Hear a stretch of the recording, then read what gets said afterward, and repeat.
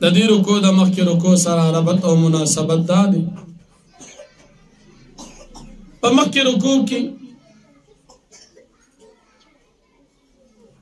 نعمت عامه انعامات عامه بیان شو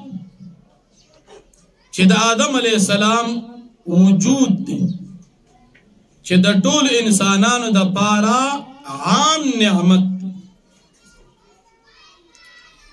او په دې رکوع کې نعمت خاصه ذکر کیږي چې خاص په خاص خلکو باندې لري چې هغه بنی اسرائیل. د په مخکې رکوع کې عمومي نعمت، په دې رکوع کې خصوصي نعمت ذکر کیږي. بنی اسرائیل، اسرائیل دا د یعقوب علیہ السلام دویم نوم دی. اسرا عبرانی جبه کې په معنی د عبد سره، ایل په معنی د الله، اسرائیل معنی عبدالله. او بنی اسرائیل یعقوب علیہ السلام بچی. یعقوب علیہ السلام د اسحاق علیہ السلام زوی دی او د ابراهیم علیہ السلام نوسی دی.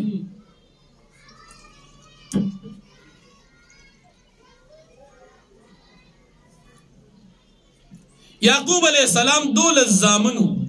انشاءاللہ رستو براشی 12 زامنو او د دې نه قبیلې خورې شوي. نو دې بني اسرائیلو نه ډېر خلک جوړ شوي. دې ته بیا ډېر پیغمبران راغلي. یعقوب علیہ السلام نو واقعا تر عیسی علیہ السلام پوری دی بنی اسرائیلو کی 4,000 پیغمبران اللہ پاک را لے گلی دی. یعقوب علیہ السلام پا بچوں کی اللہ پاک 4,000 پیغمبران عیسیٰ علیہ السلام پر را لے گلی.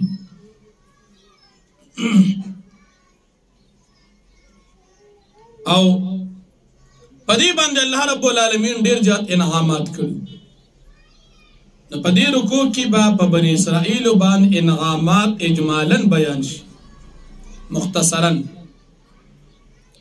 او ورپسې رکوع کې په بنی اسرائیل باندې انعامات تفصیلاً بیانېږي.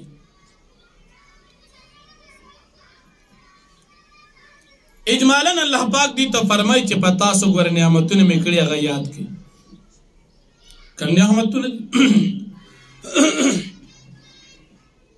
تفسیر خازن لکی فرعون نخلاصی دل دالوی نعمت پا بنی اسرائیل، دریاب کے لارا ملاوی دل پدوی لوی نعمت،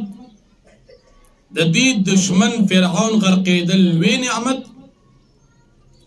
پا میدان تیح کی پدی باندی دنور نبچ کے دو دا پارا اوریز رات لوی نعمت، پا میدان تیح کی پدی باندی من او سلوال لوی نعمت، تورات نازل دل پدی باندې لوی نعمت، دا نعمتونه پدی باندې راغلي. نو الله جل شانه فرمایي چې تا زما نعمتونه یاد کړه. پدی رکوع کې 9 اوامر ذکر کی او 4 نواهی ذکر کی. اول امر زما نعمتونه یاد کړه. دویم امر خپل وعدی پورا کئی، ما سره مو چې کوم وعدی کړه هغه وعدی پورا کئی. او دریم فرحبون زمانه او یریږي. څلورم وآمنو ایمان راوړئ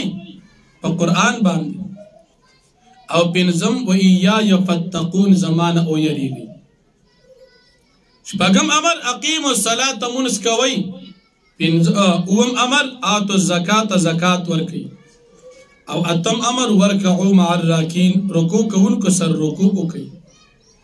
او نهم امر واستعینوا بالصبر والصلاة د الله امداد په صبر او په مانځو غواړي. دا 9 احکامات اوامر په دې رکوع کې بیانېږي. او 4 پکې نواهی دي. اولنې نهي ولا تكونوا اول کافر به، په قرآن باندې اولنې منکرین او په نبی علیہ السلام اولنې منکرین او کافران ما جوړېږي. دویم نهی ولا تشتروا بآیاتی ثمنا قلیلا زما د آیاتونو په بدلولو باندې پیسې ماخلی دریم نهی ولا تلبسوا الحق بالباطل حق باطل سره مه یوځای کوئ او څلورم نهی وتکتموا الحق حق مه پټوئ نو په دې رکوع کې به دا څلور نهی او نه اوامر ذکر شي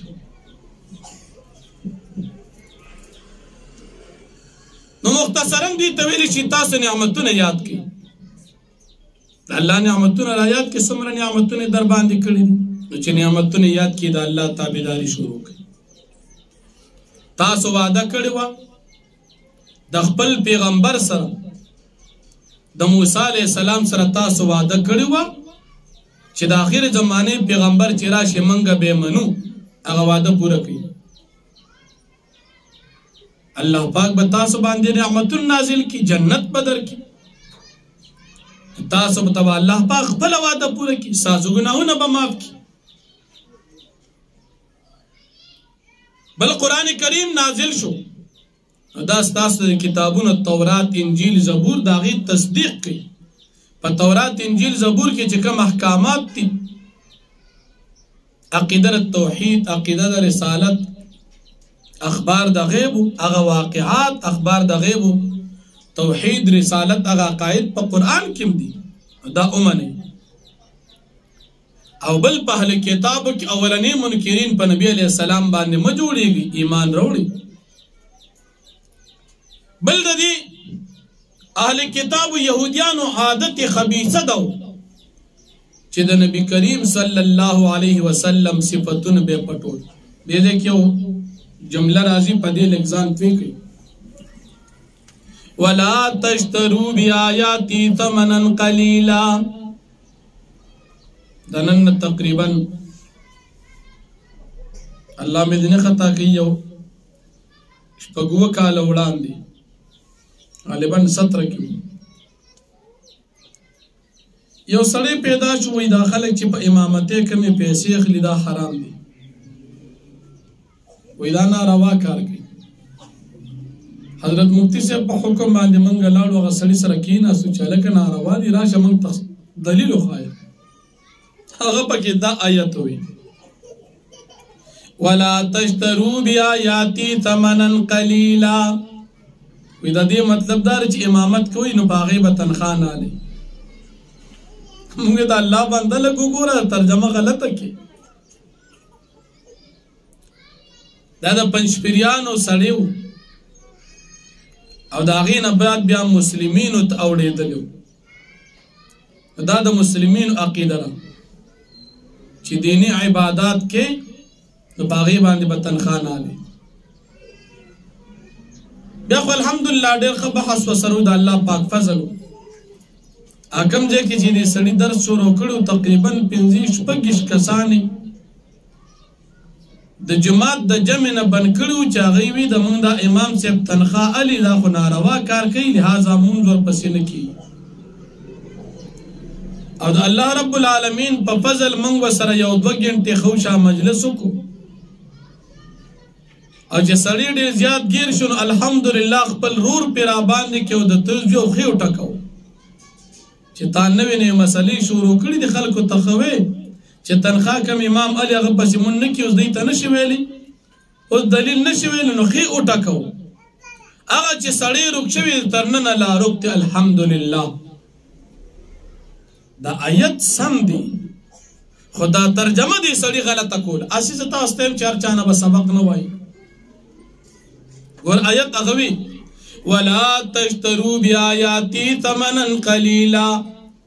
او تاسو ماخلی پایاتونو زما باندې پیسې لګي نو په جمع کې امام صاحب الحمد وی او ورسره بل صورت وی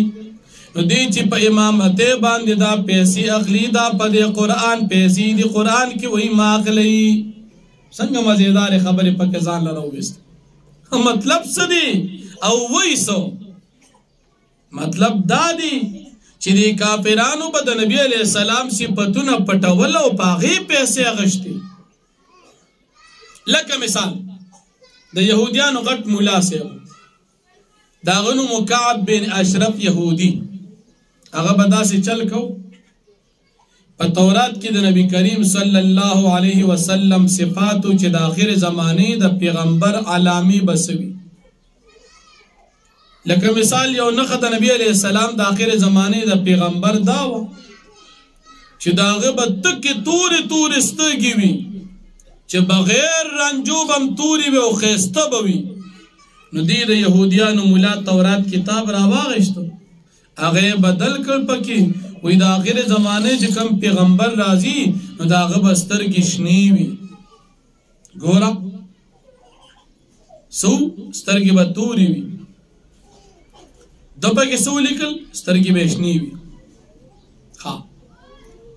بل صفت د آخر زمانه د پیغمبر دو چې داغه وختو به نیم ګونګریالي وي دا سببي چې مکمل به هوار وختم نه وي او مکمل به ګونجم نه چې بد ښکاری دا مکمل هوار وختم بد ښکاری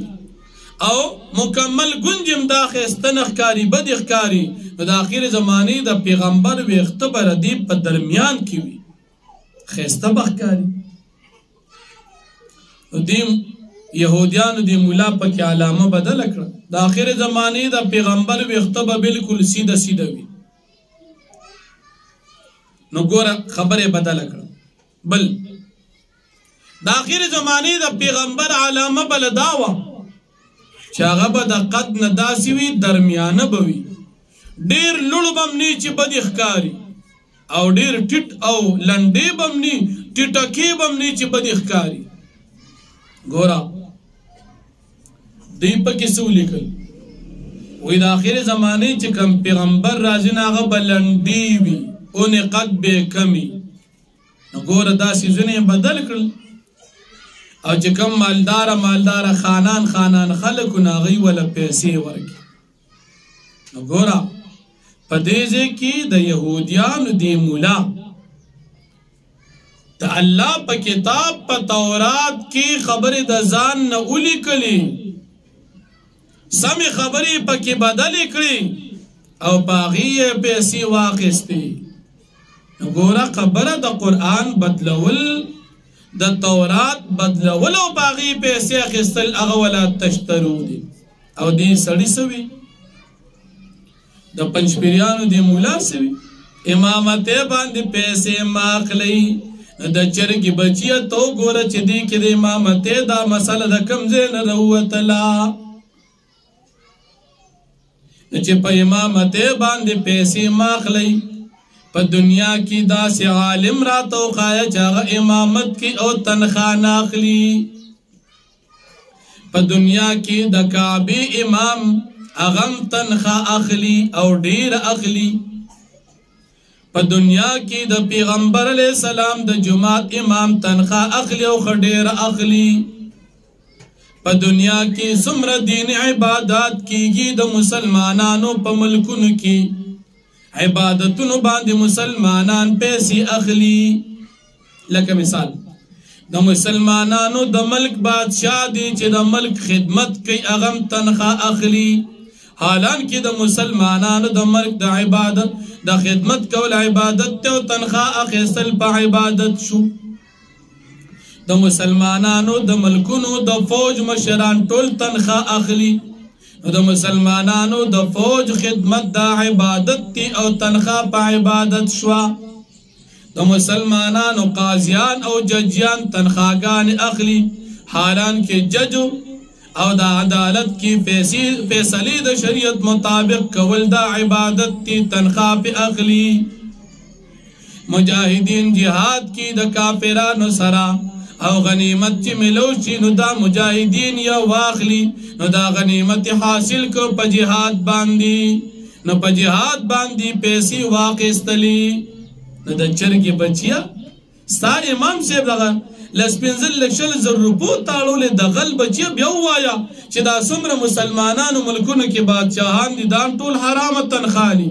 او څومره د فوجانو مشران دي او تنخواهګان دي دا حرام دي او څومره قاضیان او ججیان دي دا حرام دي نو بیا به موږ وګورو چې تاسو نه وخت پاتې کیږي خدا خبري نه کوي د دې وجنه مسلمینو کې مولیان نشته د مسلمینو مولیان ځکه نشته هغوی د دنیا کاروبار کوي نو چې کاروبار کوي نو علم نشي کولی نو د هغوی د جماعت چې کوم امام وي نه عالم نه هغه شین وي ځکه چې علم کوي خو بیا خو دنیا نه ګټلی کېږي او هغوی خو تنخواه بنالي نو د دنیا کاروبار کوي خو علم نه کوي نو په مسله باندې که بیا زنانه ودرېدله د هغوی په مذهب کې روا ده که جمع ښځه ورکوي دا جایز ده دغه حال دی نو په دې باندې الحمدلله موږ د هغه سړي سره یو 2 غنټې مناظره کړې وه خو د حق امدادو الله رب العالمین ناکامه کړو او هغه چې هغه سړی روک شوي دي تر ننه په دوربین هم نه ښکاري الله دې موږ ته په دې حق عقیده استقامت راکړي نو ګوره ولا تشترو مطلب سو حق مسله پټول او پیسې پې اخیستل دا مطلب دی دا مطلب ده نه چې جماعت کې عالم جمع ورکړي نو تنخواه بنالي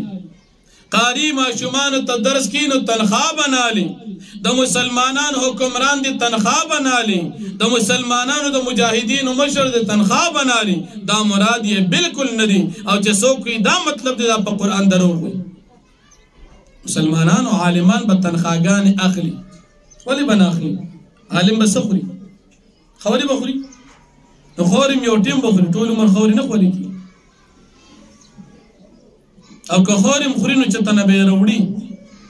نه وروړلم ګران دي نو دا بل څوک وروړي په مزدوري به څوک نشي نو چې په مزدوري باندې خور وروړل څوک نشي نو بیا بغل پیسې مرکول غواړي نو په دې کار نه کیږي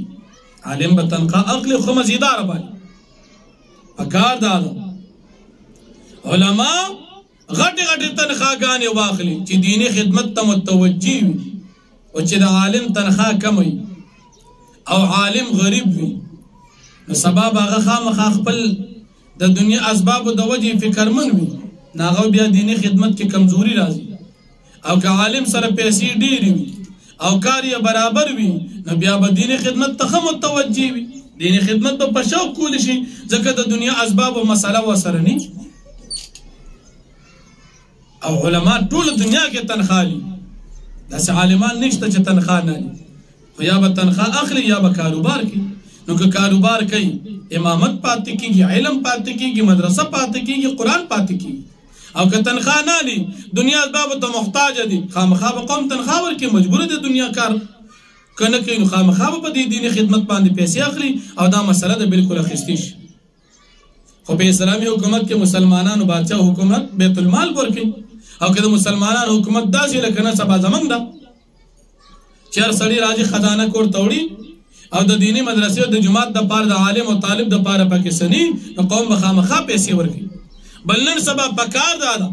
چې علماو له قوم پیسې ورکوي ځکه د قوم پیسې حلالي او د بیت المال کې د ظلمونو پیسې اکثر جمع کېږي نو هغه حرامې علما دغه پیسې نه اخلي اوس د قوم د حکومت په خزانه کې څه پیسې وي د ظلمونو ناغي د وجنا علما دې هغه پیسې نه اخلي علما دې هغه پیسې واخلي چې هغه حلال وي هغه د قوم د غریبانو مسلمانانو تنخواه وي نو تنخواه مسلمان به خپل علماو ته ورکوي الحمدلله زمونږ استادو په دې وطن کې دا څومره مسلمانان دي خپل علماو ته تنخواهګانې ورکوي خو بعضې پکې کمزوري لږې لږې تنخواهګانې ورکوي بعضې داسې چې ښه مالدار او علماو سره ښېګړه ډېره کوي خو به هر حال بیا هم قوم به خپل جماعت امام ته تنخواه ورکوي دا د قوم ذمه داري ده ولې عالم دی ته قرآن ښیي نو تنخواه به نه ورکوي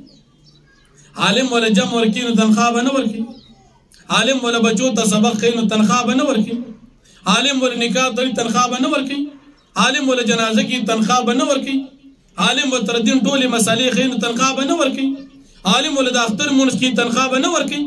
د جمعې مونځ کې تنخواه به نه ورکوي ولې عالم په دې دنیا اسبابو کې چې ته محتاج نه لري خامخا محتاج دی او د نور مسلمانانو په نسبت د عالم ذمہ داري ډېر عالم له میلمانه راځي بالکل ډېر راځي عالم له طالبان راځي بالکل ډېر راځي عالم بیماری پیښیږي بالکل پیښیږي نو خامخا د اسباب دي قوم به مال لګي عالم به علم ښیي نو دواړه کاره به چلېږي اوس که عالم سره علم نه د جماعت امام شین دی لکه د مسلمینو نو بیا به د قوم مسلې څوک حل کوي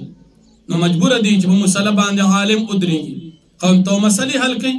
صحیح لاره به تخي قرآن سنت بخي نو عالم به علم خي نو خامخا د عالم دنیوي ضرورت دي هغه څوک پوره کوي قوم به هغه پوره کوي دواړه کار به چلیږي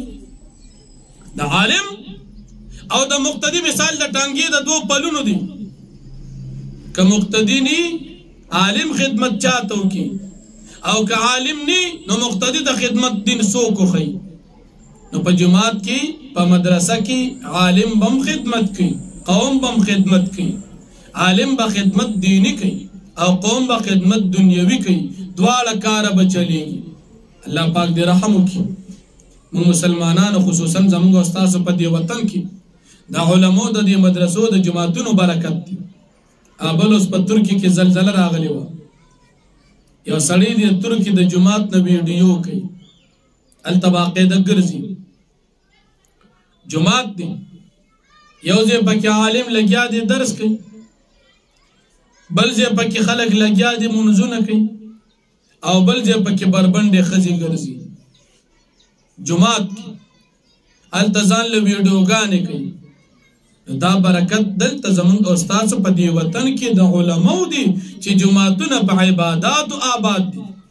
زلزلې به نه راځي خلک وایي په ترکي کې زلزله راغله شام کې زلزله راغله هلته بربنډتوب څومره دی هلته عالم څه نشي ویلی هلته حکومت چې څه وایي هغه چلیږي د عالم نه چلیږي دا خو زمونږ استاد دا وطن دی الحمدلله چې علما آزاد دي شریعت مسله کولو کولی شي علما دی به خپل دیني خدماتو باندې پیسې اخلي خپل ضرورت به پوره کوي چې سبا د پردو سوالونو د قرضو نه د هغې نه محفوظ وي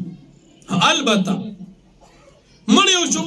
نو په مړی باندې به عالم پیسې نه اخلي که به طور ایصال ثواب د پاره په دې مړی پسې ختم کړي په هغې به پیسې نه اخلي که به طور صدقه د مړی کور والا خلک طالبانو له مثال خوراک وروړي بالکل جایز خدا به نه وایي چې ستاسو مړي پسې زه ختم کوم او دومره سیز به رالیږي دومره پیسې به راکړي دا جایز نه دي خو دا جایز دي چې مړی وشو او د مړي وارثان جومات ته راشي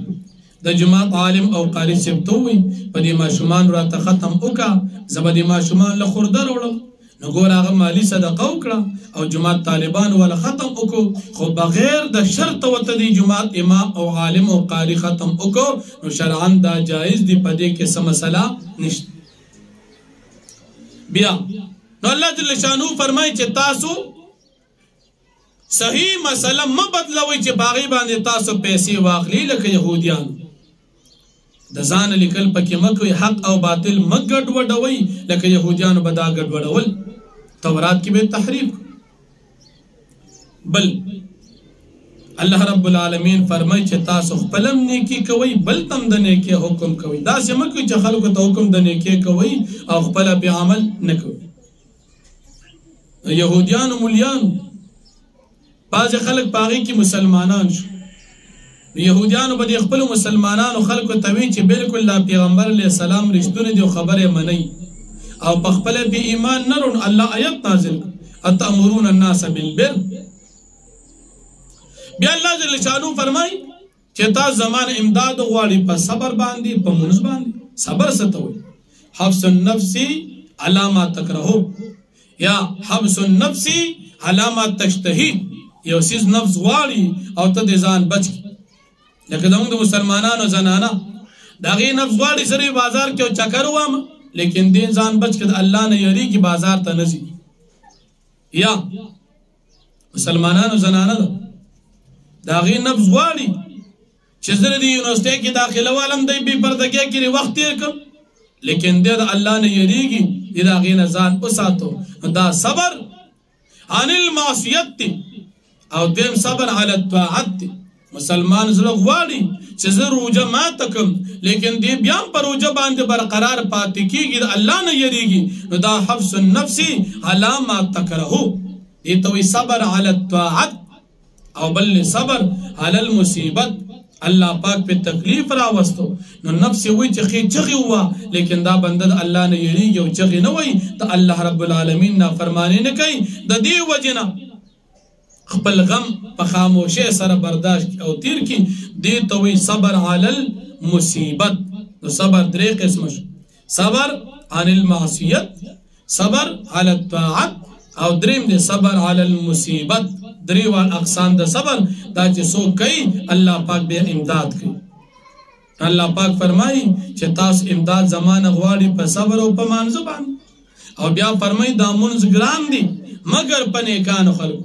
نیک اغا انسان دی چی اغا دا ثواب تمل ایمان لری او دا اللہ رب العالمین نے یریگی نو منز کول اغا تگران ندی.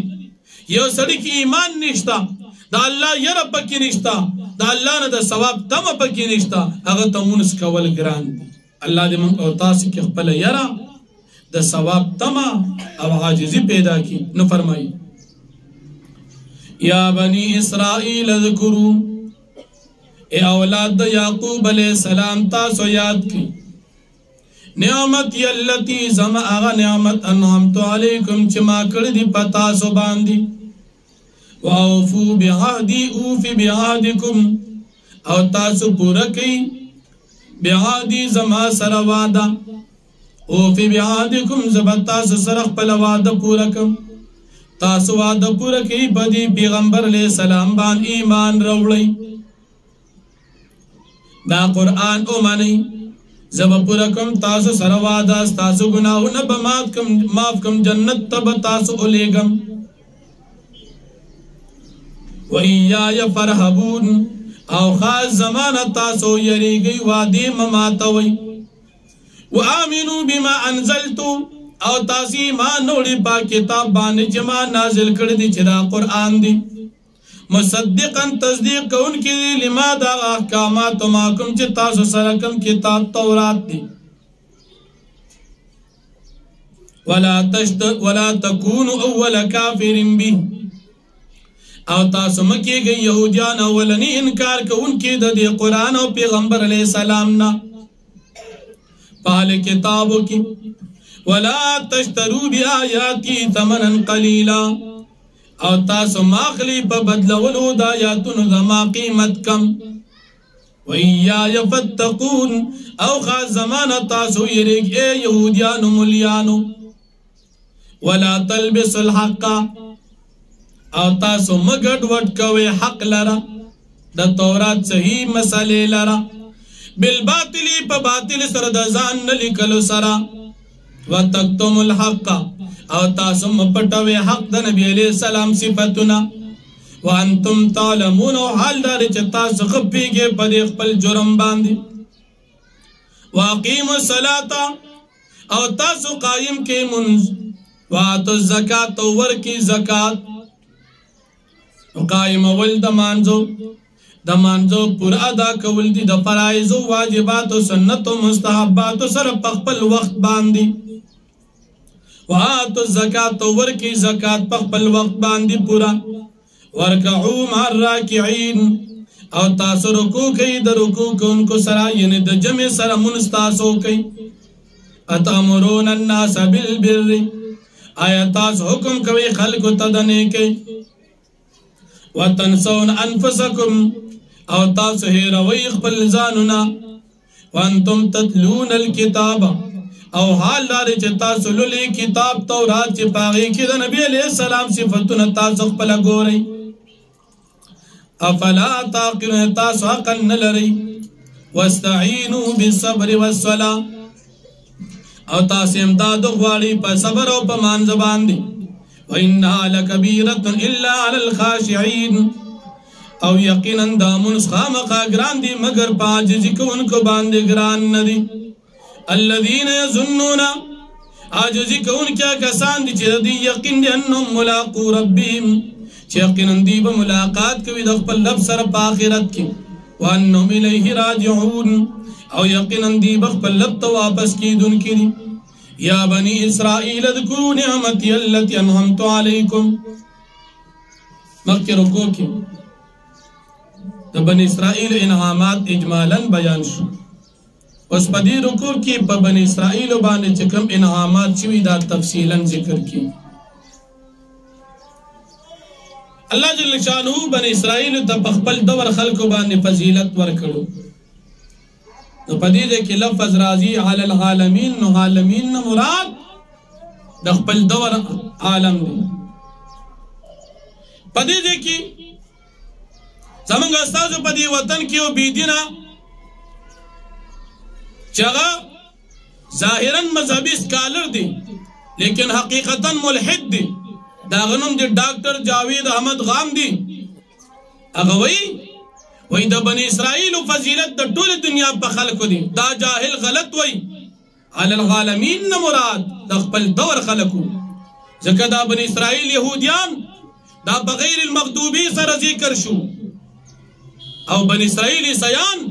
په ولد دوالین سره بیان شو. نو کدی ته فضیلت ملو شوی دا الله غضب او دا الله لعنت بیا په دې باندې ولې راغی. معلومه دا شو چې بنی اسرائیل ته فضیلت د خپل دور په خلکو باندې، نور په تمام امتونو کې فضیلت یوازې د نبی کریم صلی الله علیه وسلم امت ته. دا زموږ ایمان دی. نو ډاکټر جاوید احمد غامدی د انګریزانو چمچا ملحد د گمراهانو سردار په دې ځای کې هغه غلط دی. د نبی علیہ السلام امت دا په ټول امتونو باندې افضل او نبی علیہ السلام په ټولو پیغمبرانو افضل دی. دا زموږ د مسلمانانو عقیده. د ډاکټر جاوید غامدی داغه عقیده په دې ځای کې گمراهانه ده. بیا د مجرم د خلاصېدو څلور طریقې دي. الله پاک فرمایي د قیامت پر ورځ باندې کافر د پاره د مجرم د خلاصېدو یو طریقه هم نشته. په دنیا کې چې مجرم کله ځان خلاصي په ضمانت باندې ځان خلاص کی، یا د چا په شفاعت باندې ځان خلاص کی سفارش باندې، یا په جرمانه او په فدیه او په مال ځان خلاص کی، او یا په جګړه باندې او په قوت باندې ځان خلاص کی. دا الله په دربار کې کافر د پاره یو قسم خلاصي نشته. نه ضمانت چلیږي، نه سفارش چلیږي د کافر د پاره، نه جرمانه او فدیه چلیږي او نه بدماشي او زور چلیږي. ها د مسلمان نیک انسان د پاره سفارش د اهل سنت والجماعت په نسبت حق دی. عالم دا به د خپل شاګردانو شفاعت کوي. الله دې موږ او تاسو ته نصیب کړي. عالم دا به د خپل مقتدیانو شفاعت کوي. قاری د خپل رشتہ دارانو شفاعت کوي. شهید دا به د خپل رشتہ دارانو شفاعت کوي. پیغمبر دا به د خپل امتیانو شفاعت کوي. نو شفاعت د مؤمنانو د پاره شته، البته د کافرانو د پاره شفاعت نشته. دا زموږ د مسلمانانو عقیده. بنی اسرائیل له فرعون سره پقید کی. نو الله پاک انعام ذکر کوي چې بنی اسرائیل تاسو د فرعون د ظلمونو خلاص کی. فرعون خوب کتلو چې بیت المقدس کې اور پیدا شو او چې کوم قبطیان دي د فرعون خپل خلق ته داغي کورونه سوځي او د بنی اسرائیل کورونه نه سوځي. تعبیر کوونکو تعبیر ورکړه چې دینه مراد د بنی اسرائیل په کور کې معصوم پیدا کیږي چې داغي د وجه بستا بادشاہي ختميږي. فرعون اډر جاری کو چې په بنی اسرائیل کې کوم معصوم الګ پیدا کیږي هغه مړ کوي. د فرعون په حکم باندې شاه عبدالعزیز محدث زیروی رحمت الله علیه فرمایي 2000 معصومان قتل کړي شو. او شمس المعارف کې لیکي او یا زر زنانو خپل معصومان ضایع کړل.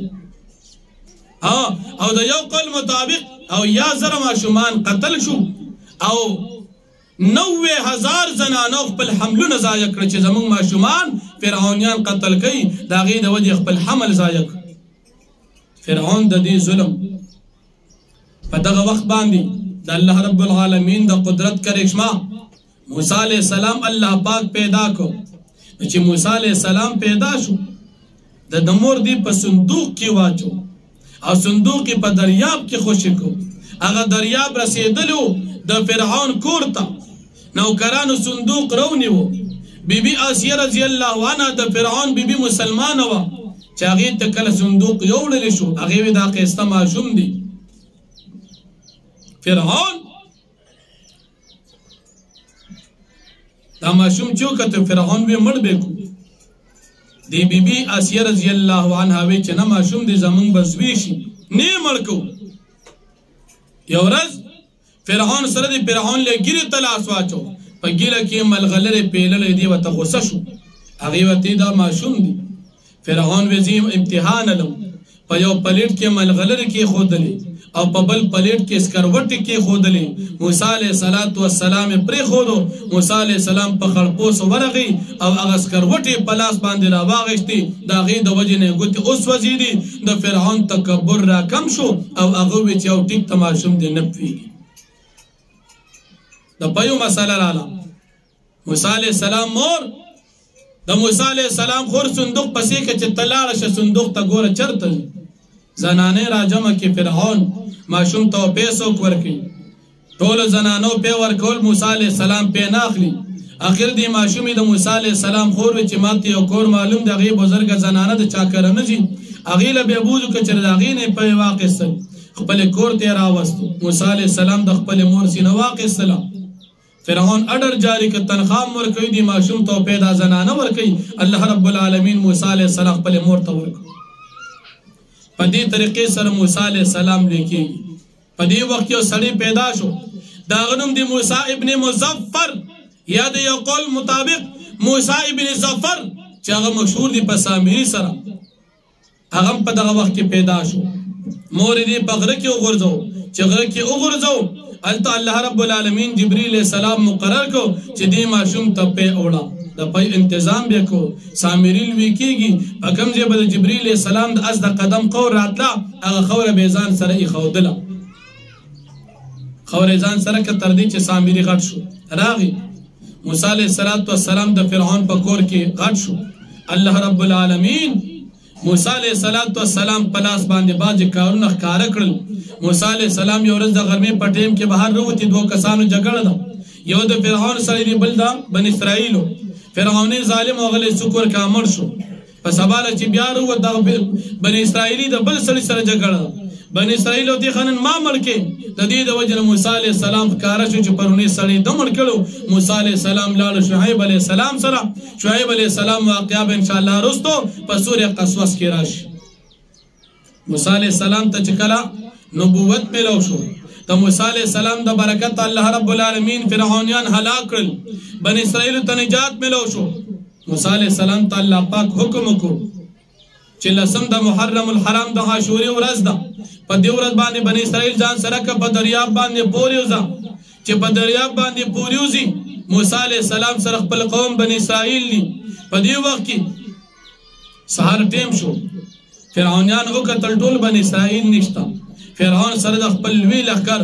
بن اسرائیل پسې بهر راووته چې وی کتل دې پسې شاته تیز په تیزۍ باندې راغلو چې په دې وخت کې د فرعونیانو تعداد 1 کروڑ 9 لکه دي او په دې کې 90,000 تور اسونه دي په تیزۍ باندې بن اسرائیل پسې رالل دوی دریاب ته رارسېدلي دي کله چې په دریاب باندې موسی علیه السلام راورسېدو قوم ورته ویل چې انا لمدرکون موږ به وموندلی شو الله رب العالمین موسی علیه السلام ته حکم وکړو چې ته په دې دریاب باندې همسا راواچوه همسې راواچوه د 12 لارې جوړې شي موسی علیه السلام سره د ملګرو په دې دریاب باندې پورې وتو بحر قلزمو بني اسرائیل پسې فرعونان اوبو ته راکوزشل او چې لارې جوړې شوي چې څنګه دریاب منځ ته راورسېدل فرعونان الله پاک ټول هلاک د هغې نه بعد چې دریاب نه پورې وتل موسی علیه السلام ته د قوم موږ ته کتاب پکار دی موسی علیه السلام الله رب العالمین کوه تور ته ووختو سلوي خروجي ونیسه 10 د ذی او 10 د ذیالحجې موسی علیه السلام ته کتاب تورات میلو شو په کلي کې د بني اسرائیل سره هارون علیه السلام نایب پاتې شوی دی په هغه ځای کې سامري هغه خوره د جبریل السلام د از د قدم راخیستې را یو مجسمه جوړه کړه سرو زرو او په هغې کې هغه د جبریل السلام د اس د قدم خور واچوله هغه د غوښې هغې به آواز کو سونه وسره د فرعونیان نه پاتې وه چې د واده دپاره راخیستې وه فرعونیان د هلاکت نه بعد سامري سره وه او هغه د اسخې جوړ کړو قوم د هغې عبادت کو سامري دې قوم بن اسرائیلو ته وایي چې موسی علیه السلام تلې د خدای ته پاتې شوي دي او د خدای عبادت تاسو وکئ نو د اسخې عبادت یې شروع موسی علیه السلام چې راغی خپل لور ته غوسه قوم ته غوسه اخر دا چې دوی موږ معافي غواړو موسی علیه السلام د الله نه سوال وکړو الله رب العالمین د دې د توبې دپاره حکم جاری کړو چې تاسو یو بل مړه کړئ دا ستاسو دپاره توبه ده او یا زره بن اسرائیل په دې طریقې سره قتل شو داغه نه بعد بیا سو شو اب ان شاء الله بیا وای نو فرمایي مختصرا مسألہ میں و نور تفصیل بے انشاءاللہ بیا ہو